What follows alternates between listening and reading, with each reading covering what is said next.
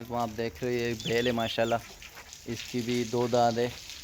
अस्सलाम वालेकुम दोस्तों, आज मैं काठौड़ कराची के गांव में मौजूद हूँ। आपको यह दिखाते हैं माल मवेशी बैल 2 दांत। यहाँ पर जो कुदरती ग़िज़ा है वो बैल खाते हैं और उनकी रकम भी मंडी से बहुत सस्ती है। हाँ भाई, कौन सा नस्ल है ये? गुलाबी नस्ल भाई। गुलाबी नस्ल है। हाँ। माशाल्लाह 2 दांत है। बराबर 2 दिन। कितनी प्राइस आप बता रहे हो? 2 लाख वाला खैर कर दो। शौकारे शौकीन वांगू घुरी आए गापो। हाँ हाँ माशाल्लाह माशाल्लाह।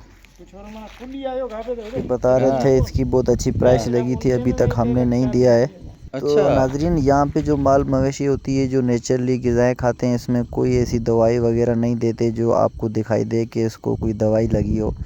ये नेचुरली आप देख रहे हो, ये भी गांव का है माशाल्लाह। 2 दांत है बैल, बहुत ही ज़बरदस्त नस्ल का है।